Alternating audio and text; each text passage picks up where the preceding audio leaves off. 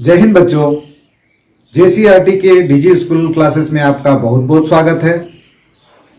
आज आपको आपके वर्ग तृतीय के हिंदी विषय में जो मेरा पत्र है उस पाठ को हम लोग यहाँ बताने का प्रयास कर रहे हैं।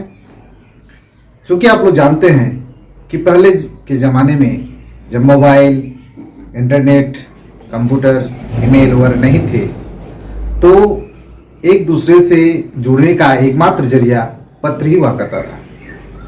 पत्र के विभिन्न प्रकार हैं, औपचारिक पत्र, अनौपचारिक पत्र। तो इस प्रकार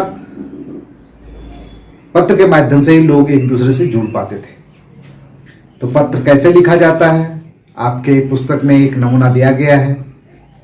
उसके साथ आप लोगों को मैं एक पत्र लिखने का भी प्रयास इसमें कराऊंगा।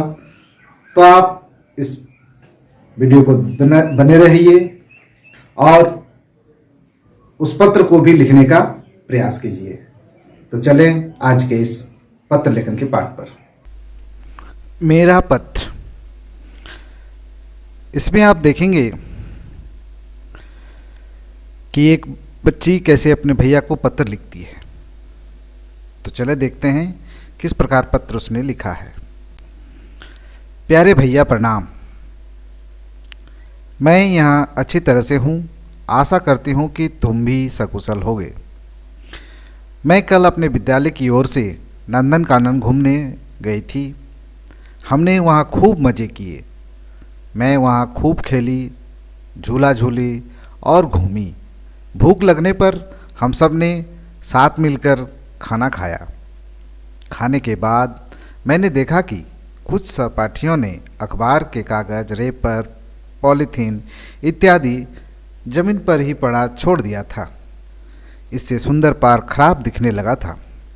मैंने अपना कचरा थोड़ी दूर पर रखे कूड़ेदान में डाल दिया।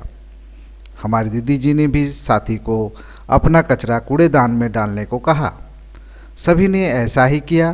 तुरंत ही पार्क पहले जैसा सुंदर दिखने लगा।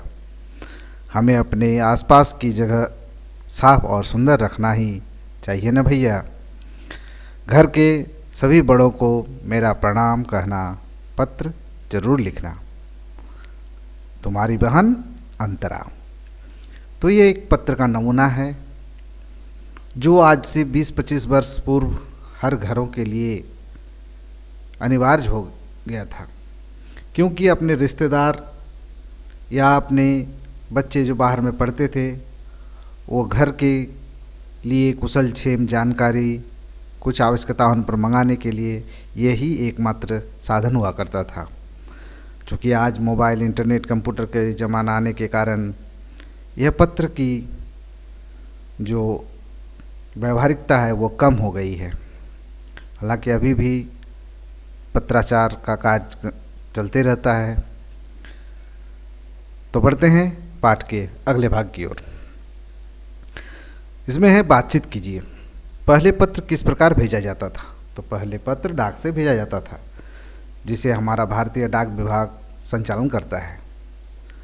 इसमें पोस्ट ऑफिस पर जाकर हमें लेटर बॉक्स पर अपना पत्र डाल देना पड़ता था और वह जिस पते पर रहता था उस पते पर पहुंच जाता था। ख नंबर है, पत्र के पते में क्या क्या लिखना होता है? तो पत्र के पते में सबसे पहले पत्र पाने वाले का नाम लिखना होता है। उसके बाद उसका ग्राम, शहर या पोस्ट ऑफिस का नाम लिखना पड़ता है।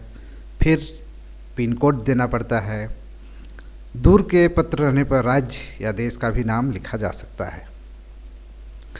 अगला भाग है गतिविधि का, जो 5 अलग अलग तरह के डाक टिकटों को इकट्ठा करके एक कागज़ पर चिपकाइए। और दूसरा है एक पत्र लिखिए और लिफाफे में डालकर उसे अपने दोस्तों को भेजिए। आप पोस्ट कार्डों का भी पत्र लिख सकते हैं। तो इसमें मैं पहला गतिविधि पहले कराने का प्रयास करता हूँ, फिर पत्र लिखने का भी प्रयास हम लोग करेंगे। तो चलें आज की इस गतिविधि की ओर। इस गतिविधि में सबसे पहले डाक टिकटों का संग्रह दिखना है।